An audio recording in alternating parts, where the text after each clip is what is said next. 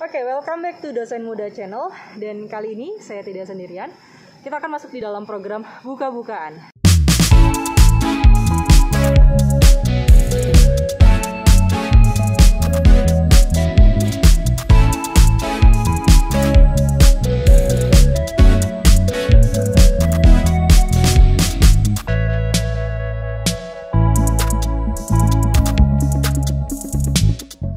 Kali ini kita akan berbicara dengan seorang dosen dan juga beliau merupakan seorang dokter spesialis. Kita akan tanya suka dukanya.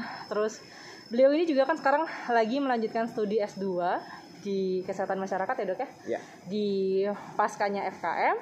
Dan saya mau nanya kenapa mau gitu kuliah lagi padahal sudah memiliki gelar spesialis. Oke, beliau adalah Dr. Tanim. Oke dok, mungkin boleh dijelasin dulu dok kayak cerita tentang kenapa sih dokter, ini kan dokter spesialis ya dok ya, dokter spesialis apa dok? Saya spesialis THT. Spesialis THT, berarti studinya sudah masuk dia masuk pasca sarjana juga, ya udah masuk di program S2 juga. Program S2 di? Kebetulan saya lulusan dari program pendidikan spesialisnya dari Universitas Gadjah Mada, Yogyakarta. Oke. Jadi dokter dari UGM. Dari UGM. Dokter spesialisnya. Spesialisnya. Lalu sekarang dokter karena menjadi seorang dosen, ya. Melanjutkan lagi S2 ya, supaya betul. Dapat gelar S2-nya. Dan kenapa dok? Kalau kita bicara soal kenapa sih harus ngambil program lagi di bidang terutama MKes ya, Magister Kesehatan. Ya kita sebagai, apalagi kita sebagai tenaga dosen seperti kata tadi kita sebagai tenaga dosen muda, ya kita harus berkiprah untuk tetap meningkatkan wawasan kita meningkatkan profesionalisme kita. Nah di samping kita itu seorang ngambil program magister itu ya tidak hanya mencapai suatu gelar saja, tetapi diharapkan dari situ kita mendapatkan suatu ilmu yang memang bagaimana sih menjadi seorang leader, bagaimana sih menjadi seorang manajer, kita bisa mengambil suatu keputusan. Karena di dalam program magister, terutama saya mengambil program peminatan di MPK. Di situ kita belajar bagaimana sih gaya kepemimpinan, bagaimana kita mengambil suatu keputusan. Diharapkan dari program magister kita bisa mencapai itu. Nah, di samping itu juga kita, apalagi kita sebagai dosen, kita juga meningkatkan untuk di bidang hal peneliti seperti itu. Jadi kita mengambil program tersebut bukan hanya karena saya seorang dokter spesialis, ya memang saya sebagai tenaga profesional kita tetap juga mengembangkan ilmu di bidang yang lain. Jadi tidak mentok seperti itu. Karena pertama tuntutan dokter sebagai seorang dosen. Iya betul. Kalau misalkan jadi dokter spesialis sendiri kan sebenarnya sudah cukup sibuk kan? Iya betul. Gitu. Terus kenapa dokter memilih tetap masih mau jadi dosen gitu dok?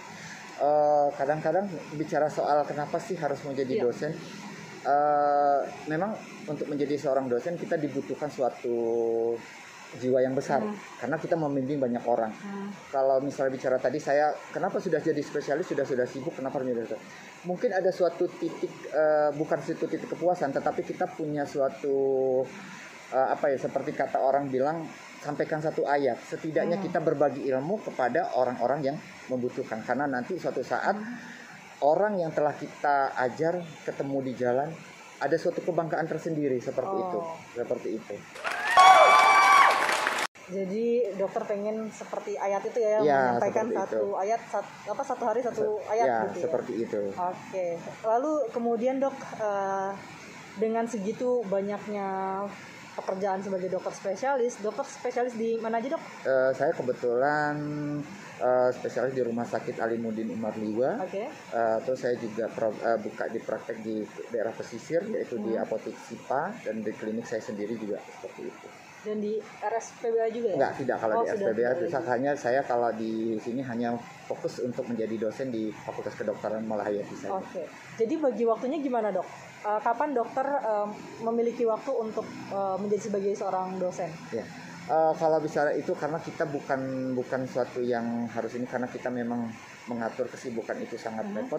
Tapi kita tetap harus profesional untuk membagi waktu. Jadi saya memang kadang Kalau di hari Senin dan Selasa itu saya memang fokus di bukan di rumah sakit. Tapi kalau sudah mulai jadwal di hari Kamis, dan lihat juga di hari Kamis, Jumat, Sabtu, atau memang ada jam tertentu, saya tetap bisa membagi waktu untuk memfokuskan juga sebagai dosen. Bukan berarti saya mengesampingkan sebagai tenaga dosen. Kalau ngomong-ngomong sebagai seorang dokter spesialis dan dokter juga kan PS ya kalau nggak salah. Betul. Nah, jadi berapa sih total ini sebagai seorang dokter ya? Gitu. Dok ya. Jadi sebagai berapa sih kira-kira total pendapatan? Boleh nggak sih dok kalau nanya gitu? Maksudnya kayak oke lah uang take home pay itu sekian gitu. Terus nanti saya mau nanya, kenapa masih mau jadi dosen, berapa sebenarnya take home pay? Kalau kita kebetulan saya karena saya jadi PNS di daerah. Di situ kita memang punya tunjangan kelangkaan profesi. Memang di kabupaten saya itu ada take home pay-nya memang sekitar 25. 25 sebulan ya? Sebulan, ya. Itu udah sama gaji atau belum? Di luar gaji sebagai PNS, terus di luar juga sebagai nanti kalau kita kerja di rumah sakit kan dapat lagi nanti sebagai jasa medis seperti itu. Oke. Ya. Itu di luar jasa medis juga berarti? Iya, di luar dari TMP yang dapat tadi itu nanti ada jasa medis lagi seperti itu. Jadi total mungkin 50 ada dok? Oh enggak, kalau di daerah sih enggak. Oke. Nah kemudian dokter udah dapat segitu banyak pendapatan. Nah sekarang saya tanya, gimana kalau pendapatan dokter menjadi seorang dosen di kampus kita ini? Kembali tadi seperti saya bilang tadi, saya kenapa mau jadi dosen, karena seperti kembali saya bilang tadi, menyampaikan satu ayat. Jadi ada suatu beban batin juga, kita punya ilmu bukan untuk diri sendiri, tetapi untuk orang lain. Walaupun kita memang dengar kata orang jadi dosen banyak uang, tidak juga, karena dosen muda dia masih standar belum terlalu banyak. Walaupun kita bilang angka nominal mungkin udah lebih di atas angka 5 seperti itu. Tetapi kita sebagai dosen tadi kita membutuhkan suatu ini juga menyampaikan suatu ayat, jadi kita nggak menang nominal, tetapi bukan berarti kita tidak menang nominal, tidak butuh juga kesejahteraan sebagai dosen. Bukan seperti jadi itu. Butuh juga tapi tetap butuh seperti itu, karena kita sudah menyalurkan hak, kewajiban juga ada. Sudah menyalurkan kewajiban, kita minta hak. Tetap hak seperti itu. Berapa sih kisarannya dok? Kalau tadi kita bandingkan menjadi seorang spesialis sekitar 25 ribuan ke atas. Nah, berapakah kemudian dokter bisa memperkirakan, ya mungkin gak usah sebut nominal pasnya dok, tapi kira-kira berapa yang didapat oleh dokter sebagai seorang dosen di sini? Ya jauh sih sebenarnya. Jauh ya. Ada sepernya dok? Ya mungkin 0, sekian persen. Ya mungkin nggak ya seperti itu. Kalau sampai seperempatnya aja nggak sepertinya. Oh, oke. Enggak sih, cuma ya itu tadi, mungkin jiwa kita pengen ngebimbing orang itu tadi sebenarnya. Kalau memandang dari segi nominal sih memang jauh seperti itu. Berarti dapat berapapun ikhlas ya dok? Gimana dok? Insya Allah sih sebenarnya, kalau soal ikhlas kan sebenarnya mulut bisa bicara ya, tapi hati tidak tahu sih seperti itu. Tapi kita berusaha karena itu tadi kita punya jiwa yang untuk membimbing, akhirnya ya sudah kita ikhlas akhirnya seperti itu. Jadi kalau misalkan berapapun dokter terima nih, misalkan kasih 1.000 aja gitu. Oh ya enggak juga dong. Katanya tadi ikhlas dong. Enggak juga dong, kan saya bilang tadi walaupun kita enggak sepernya dari yang itu tadi, saya bilang kayak gitu, tapi bukan berarti kita tidak butuh itu, karena kita sudah melaksanakan kewajiban seperti itu. Jadi masih tetap tolong dihargai gitu ya. Dihargai karena kewajiban sudah dilakukan, tolong haknya diberikan gitu ya dok ya. Nah ini kan menjadi dosen di kedokteran ya, prodi kedokteran dengan begitu banyaknya mahasiswa gitu ya dok ya. Itu pusing nggak dok, kayak gimana cara ngebagi waktunya? Saya aja cuma punya 30 mahasiswa, berapa puluh mahasiswa itu kadang bingung gitu. Nah gimana dokter bisa membagi waktu itu, atau dibagikan oleh prodinya dok? Kalau untuk kita membimbing skripsi, kadang kalau di kedokteran kita ada sistem penelitian payungan. Nah, jadi memang di sistem penelitian payungan kita maksimal satu dosen itu 5 mahasiswa seperti itu. Tapi kalau kita tidak membuka payung, memang tetap dibagi oleh prodi dari menu itu, bahwa kita memang tetap membimbing 5. Tapi alhamdulillah sih selama ini saya tidak terlalu baik dari waktu sebelum pandemi maupun sesudah pandemi, tetap bisa tercover sih. Iya, seperti itu. Jadi maksimal memang 5. Ya, memang 5 seperti di setiap angkatan seperti itu. Okay.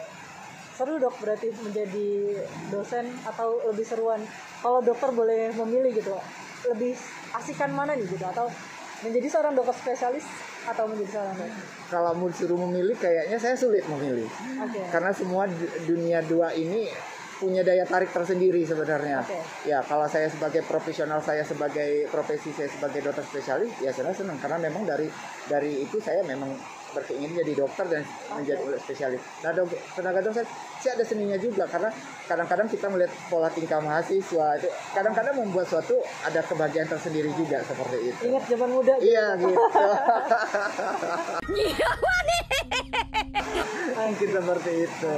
Ya. Jadi mungkin boleh dikasih kasih pesan atau apapun buat penonton nanti di Dosen Muda Channel ini, bahwa ya tadi kan dokter menjadi seorang dosen adalah karena ingin menyampaikan suatu ilmunya gitu ya, karena dokter tergerak untuk menyampaikan suatu ilmu, dan dokter senang melihat anak-anak muda dan mungkin kembali ke zaman mudanya. Mungkin dokter bisa ngasih kayak saran gitu, bahwa ada nggak saran yang bisa dokter kasih untuk para penonton yang ada di Dosen Muda Channel? Kalau saran saya sebenarnya nggak terlalu banyak ya, tapi buat ini buat secara kita dosen atau buat mahasiswa dosen dan dosen sebagai dosen. Kita sebagai kalau kita sebagai dosen muda seperti itu ya tidak munafik ya, seperti yang saya bilang tadi, kita memang butuh suatu ketenangan di dalam suatu institusi. Jadi bukan hanya melaksanakan kewajiban, hak kita pun harus seimbang seperti itu.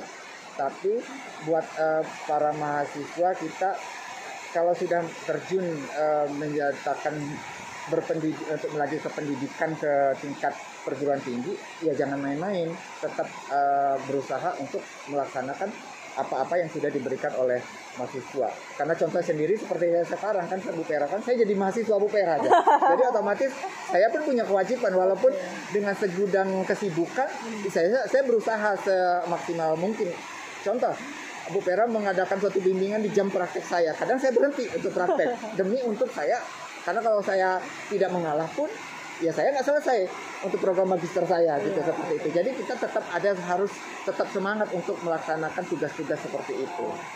Jadi intinya kalau untuk mahasiswa jangan terlalu sibuk lah dibanding sama dosen. Iya, gitu. Dokter sebagai seorang dosen, sebagai seorang spesialis aja masih bisa membagi waktu untuk kuliah gitu. Iya, untuk kuliah. Begitu. Nah, kemudian juga tadi ya ketika sudah melakukan kewajiban, kita butuh haknya juga. Itu tidak mungkin tidak ini. Emang ada apa tuh, Dok? Mau cerita atau enggak nih, Dok? Kayaknya tanda kutip ini. Oke, kalau begitu tidak perlu diceritakan.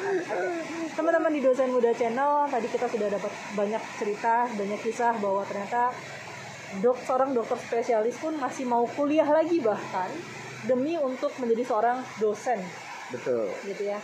Dan di tengah-tengah kesibukannya mau membagi waktunya antara kuliah, menjadi seorang dokter spesialis gitu ya, dan menjadi seorang dosen nanti. Meskipun sekarang kan sudah mulai jadi dosen juga kan ya, sudah mulai ngajar. Sudah mulai ngajar, ya. Jadi buat teman-teman semua yang penonton di sini, terutama untuk mahasiswa, jangan biasanya alasan klasik mahasiswa lebih sibuk kadang mungkin dari dosennya gitu ya. Betul, banyak seperti itu. Betul. Ya. Banyak kadang, contoh kalau saya bimbing skripsi, saya suruh misalnya jam sekian, ternyata tidak menghubung kembali. Kenapa? Dengan alasan berbagai macam. Padahal kita sebagai dosen sudah meluangkan waktu untuk melaksanakan itu, tapi si mahasiswa pun lebih sibuk dari dosennya. Sakit hati ya. Iya. Oke, jadi ya apalagi kalau proses bimbingan ya, kalau bisa tolong untuk malah menghargai lah kalau waktunya dari dosennya, ketika dosennya sudah bisa memberikan waktu, tolong untuk dihargai dan sebagainya. Oke. Terima kasih banyak dokter sudah mau tampil di Dosen Muda Channel. Jangan lupa untuk like, comment, dan subscribe. Oke, dadah semuanya. Terima kasih. Assalamualaikum.